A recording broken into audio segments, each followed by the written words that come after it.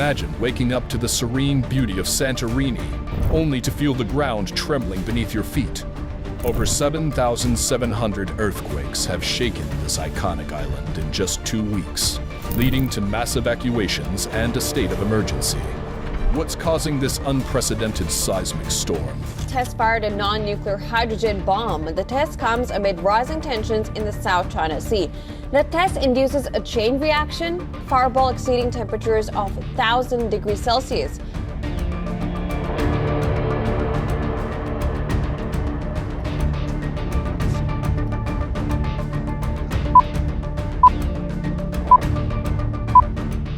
Countdown to chaos. Tak semua bencana yang datang dari alam. Ada yang lahir dari ruang rapat tertutup, dari tangan-tangan yang tidak terlihat, dan dari rencana yang tak pernah diumumkan.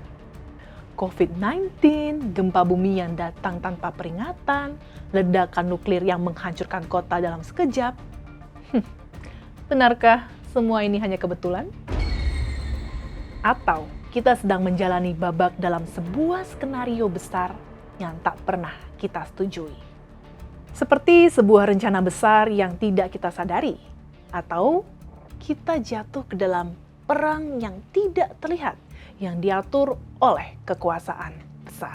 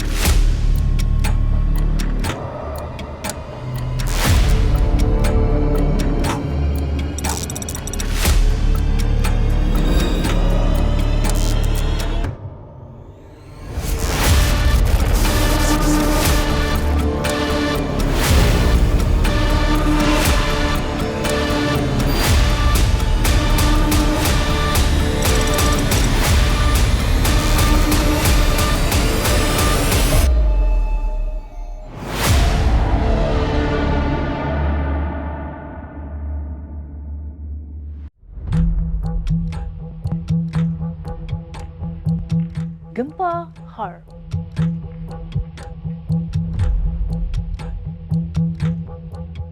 High Frequency Active Auroral Research Program atau HAARP adalah fasilitas penelitian atmosfer di Alaska yang sering menjadi sasaran teori konspirasi.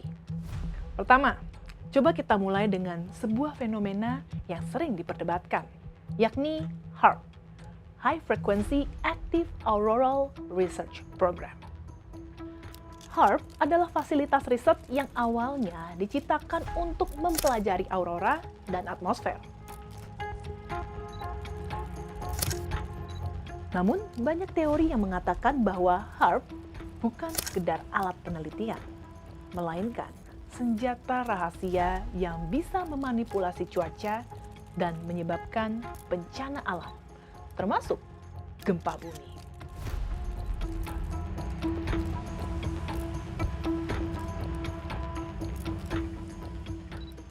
Beberapa orang berpendapat bahwa gempa bumi besar yang terjadi di berbagai tempat, seperti gempa bumi di Haiti pada tahun 2010, bisa jadi adalah hasil eksperimen HAARP.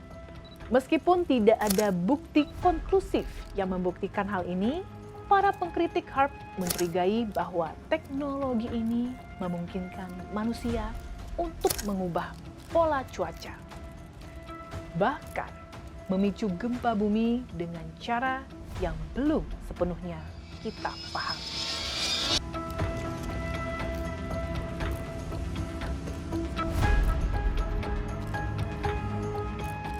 Penting untuk dicatat bahwa para ilmuwan resmi membantah klaim ini, menyatakan bahwa HAARP tidak memiliki kemampuan untuk memicu gempa bumi.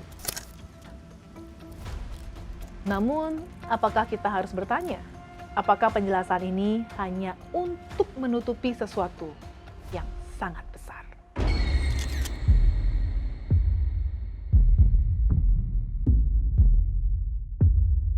Ledakan dahsyat bom nuklir. Selanjutnya kita beralih ke peristiwa ledakan bom nuklir. Selama abad ke-20, uji coba bom nuklir telah menyebabkan perubahan besar di muka bumi. Bukan hanya pada skala kehancuran lokal, tetapi juga dampak jangka panjang terhadap atmosfer dan kerak bumi. Beberapa teori mengklaim bahwa uji coba bom nuklir yang sengaja dilakukan oleh negara-negara besar seperti Amerika Serikat, Uni Soviet, dan lainnya dapat merangsang bencana alam. Salah satu contoh yang sering disebutkan adalah adanya teori yang mengaitkan uji coba bom nuklir dengan gempa bumi dan tsunami. Misalnya beberapa orang berpendapat bahwa gelombang seismik yang ditimbulkan oleh uji coba nuklir bisa saja memicu pergeseran tektonik di bawah permukaan bumi.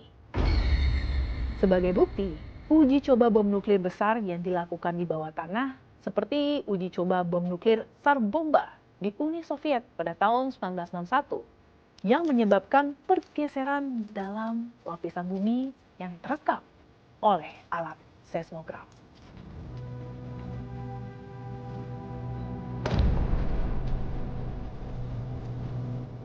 Contoh saja pada 26 Desember 2004, gempa bumi berkekuatan magnitudo 9,1 sampai 9,3 mengguncang lepas pantai barat Sumatera, memicu tsunami dahsyat yang menewaskan sekitar 200.000 orang di Indonesia.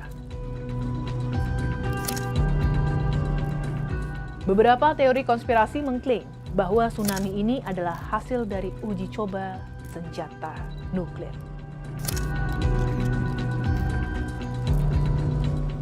Namun, Kepala Bidang Mitigasi Gempa Bumi dan Tsunami BMKG, Daryono, menepis klaim ini dengan menjelaskan bahwa pola gelombang seismik yang tercatat menunjukkan karakteristik gempa tektonik alami, bukan ledakan nuklir.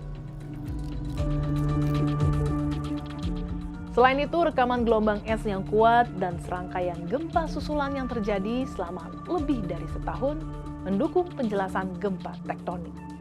Tapi, apakah ini benar-benar penelitian ilmiah atau malah bagian dari eksperimen untuk mengontrol hingga memicu bencana alam?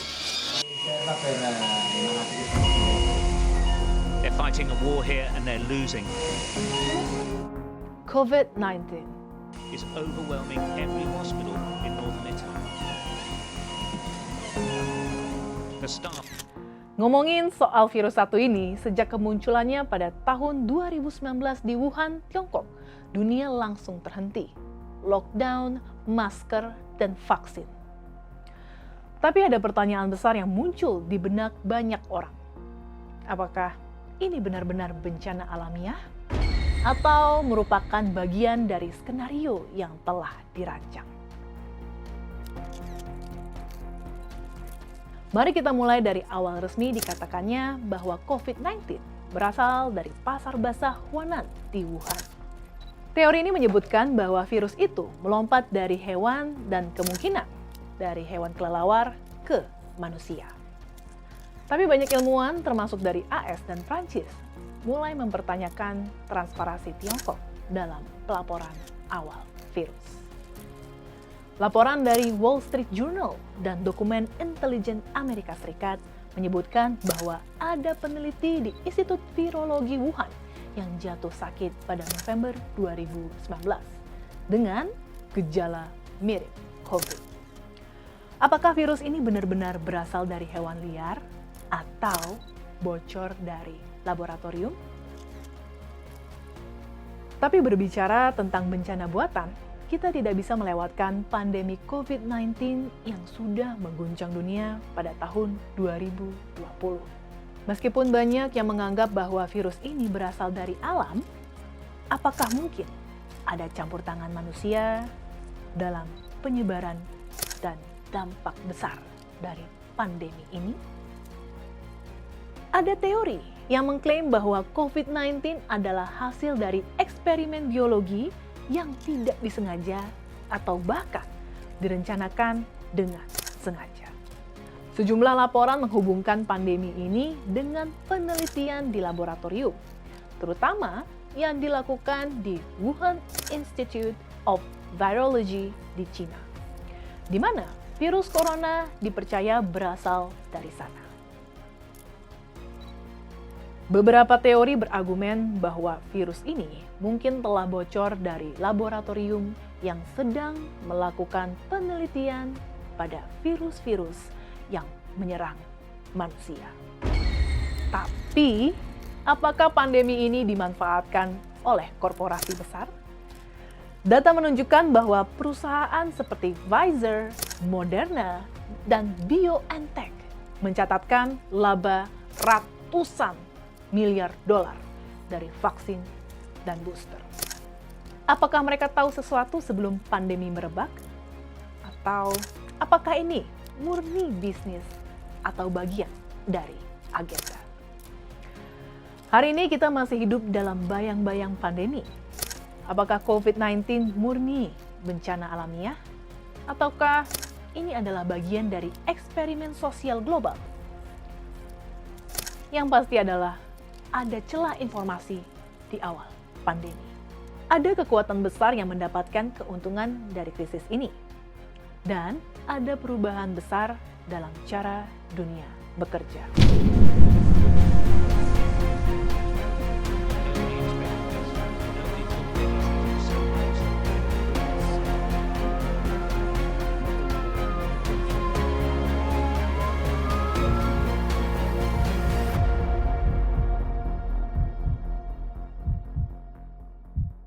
COVID-19 di Indonesia.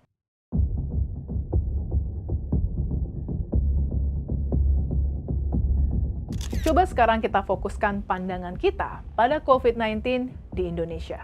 Kita semua ingat betapa cepatnya virus ini menyebar di seluruh dunia, dan Indonesia juga masuk di dalamnya.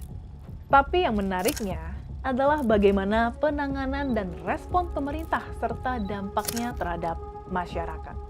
Beberapa teori konspirasi muncul yang mengaitkan penyebaran COVID-19 di Indonesia dengan kontrol sosial dan politik. Ada yang berpendapat bahwa pandemi ini sengaja dimanfaatkan oleh beberapa pihak untuk memperkenalkan kebijakan-kebijakan yang lebih ketat seperti PSBB atau pembatasan sosial berskala besar dan kontrol terhadap kebebasan individu. Tidak hanya itu, beberapa juga percaya bahwa krisis kesehatan ini dipergunakan untuk mengalihkan perhatian dari masalah ekonomi dan politik yang lebih besar. Bencana alam buatan bukan hanya soal bencana fisik yang terlihat, tetapi bisa juga tentang krisis sosial dan ekonomi yang diciptakan oleh mereka yang memiliki kekuasaan. Dan di Indonesia dampak dari pandemi COVID-19 ini sudah cukup jelas, bahwa adanya perubahan ketegangan sosial dan perubahan kebijakan yang mengubah tatanan masyarakat. Tapi dari pandemi COVID-19 ini, banyak sudah memunculkan berbagai teori konspirasi, termasuk klaim bahwa virus ini adalah rekayasa global.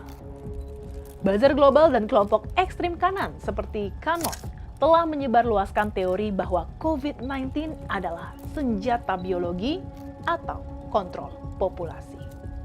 Namun, penelitian dan bukti ilmiah menunjukkan bahwa COVID-19 adalah virus alami yang menyebar melalui kontak manusia.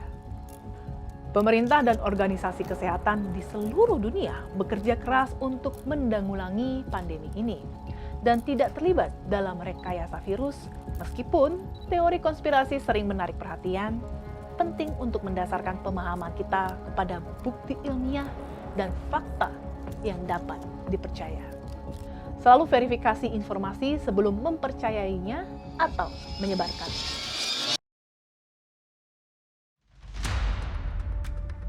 Ketika alam telah dihancurkan oleh manusia, kita harus bertanya, apakah kita benar-benar tahu dan mengerti apa yang telah kita perbuat?